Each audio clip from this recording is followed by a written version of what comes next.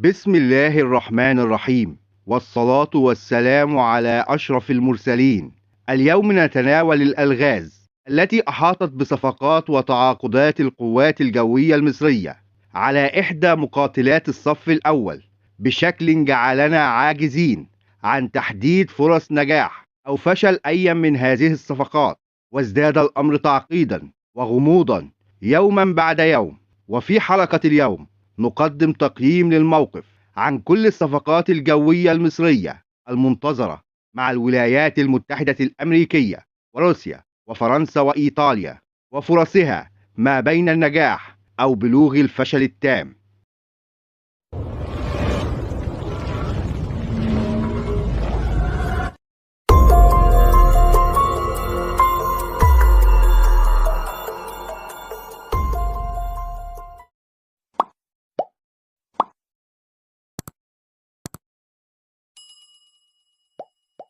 نبدأ بالاشتباك الروسي الأمريكي بعد إعلان الولايات المتحدة الأمريكية عن موافقتها على تزويد مصر بمقاتلات السيادة الجوية ال F-15 بعد الرفض المتكرر لهذا الطلب المصري بالحصول على هذه المقاتلة بالذات.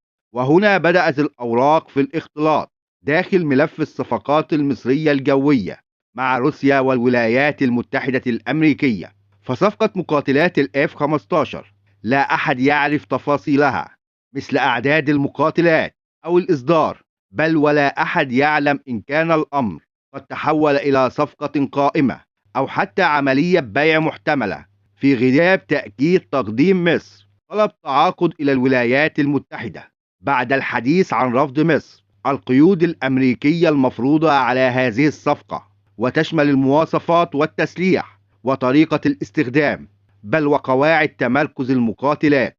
فكل المعلوم عن هذه الصفقة هو تصريحات الجنرال كانس ماكنزي خلال جلسة الاستماع بالكونجرس الأمريكي التي اقتصرت على إعلام منح الموافقة دون أي تفاصيل.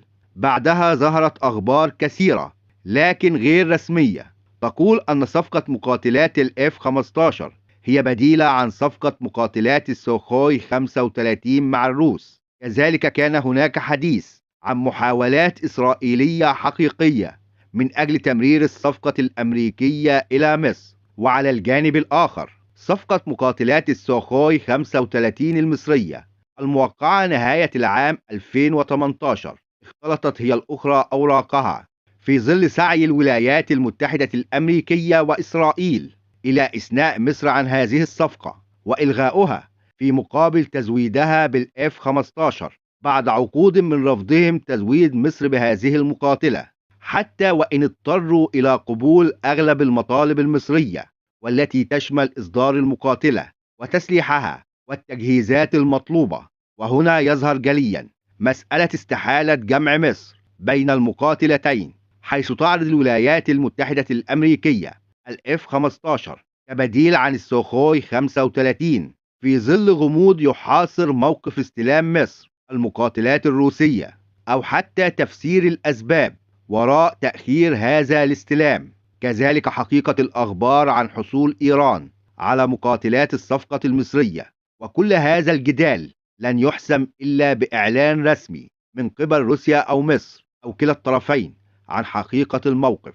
نفس الأمر صفقة الماج 35 الروسية، أكدت كل المصادر عن اقتراب موعد توقيعها مع ظهور الأخبار عن انتهاء الروس من تطوير رادار الجوك AE الإيسا الجديد، ليتضح بعدها أن الرادار لم يصل إلى المدى المطلوب والمخطط، حيث بلغ أقصى مدى رصد حققه 160 كيلو متر فقط. وعلى خلفية هذا أعلنت روسيا عن أنهم ما زالوا يواصلون العمل على تطوير الرادار من أجل إدخال المزيد من التعديلات، لكن كل هذا قد توقف أو في أحسن الأحوال سوف يتأخر بعد حظر تصدير المكونات الإلكترونية اللازمة لعمليات تطوير الرادار في ظل العقوبات التي تفرضها الولايات المتحدة الأمريكية وحلفائها على الصناعات العسكرية الروسية. كذلك انعكست مشاكل تطوير الرادار على صفقة تطوير مقاتلات الميج 29 المصرية أو حتى زيادة أعدادها. فكل هذه الصفقات مرتبطة بانتهاء روسيا من عمليات تطوير رادار الجوك AE الإيسا الجديد وفق المواصفات المخططة والمستهدفة.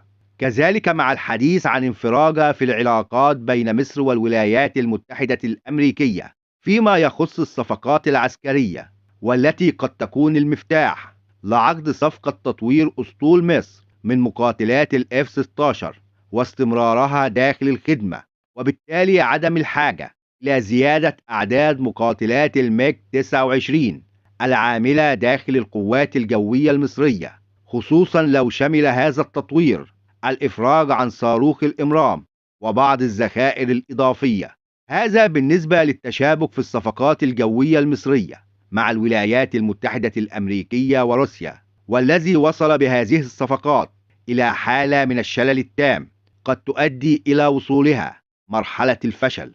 والآن دعونا نذهب إلى صفقات أخرى تشمل زيادة أعداد مقاتلات الرافال والتعاقد على مقاتلات اليورو فايتر تايفون، وهي الأخرى تعاني غموض كبير. فبعد نجاح مصر في عقد صفقة الرافال الإضافية في العام 2021 وضمت 30 مقاتلة، بدأت الأحاديث عن زيادة أعداد الرافال داخل القوات الجوية المصرية إلى حوالي 100 مقاتلة كما أكد موقع بريكنج ديفense. لكن صدمتنا بعدها أخبار التعاقدات الضخمة على الرافال من دول عديدة ضمت الإمارات واليونان وإندونيسيا وكرواتيا، مما جعل من خطوط الإنتاج في حالة ازدحام شديد ولسنوات قادمة قد تتجاوز العام 2032. هذا بالإضافة إلى المفاوضات السعودية التي كشف عنها الستار مؤخرا وتشمل 100 مقاتلة رافال. لذلك صارت مسألة عقد أي صفقة على الرافال لصالح مصر محل شك شديد، حتى مع النسخة البحرية ضمن صفقة حاملة الطائرات التي تحدثت عنها جريدة لاتريبيو الفرنسية. الأمر نفسه مع صفقة مقاتلات الطيفون التي تعاني شكوكا كبيرة، فقد كانت هناك الأخبار عن توقف التفاوض بعد صفقة مقاتلات الرافال الجديدة. لكن خلال فاعليات معرض إيدكس 2021 أكد مسؤولو شركة ليوناردو على أن عمليات التفاوض ما زالت مستمرة.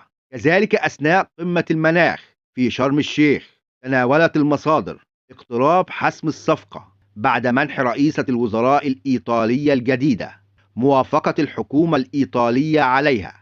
لكن في ظل الظروف الاقتصادية الحالية وانخفاض قيمة الجنيه المصري قد تكون تكلفة صفقة مثل الطيفون مرتفعة جدا. فهل التعاقد عليها من جانب مصر ما زال ممكن؟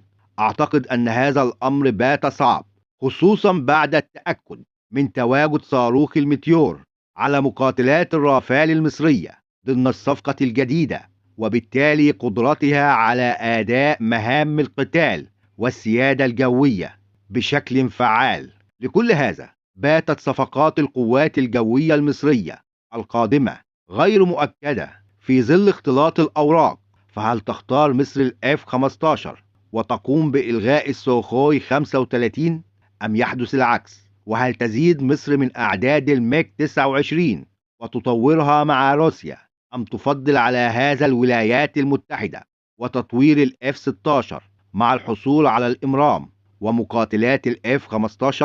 كذلك مسألة زيادة أعداد الرافال أو التعاقد على مقاتلات الطيفون أو أن يتم الاختيار ما بين المقاتلتين لا أحد يعلم. لذلك صفقة مقاتلة الصف الأول المصرية قد باتت لغز كبير، وأنا في انتظار تعليقاتكم على الخيارات الممكنة والمتاحة أمام القوات الجوية المصرية في ظل هذا الوضع القائم. بهذا نكون قد بلغنا نهاية الحلقة، مع تحية خاصة لكل متابعين وداعمين قناة الساحات العسكرية.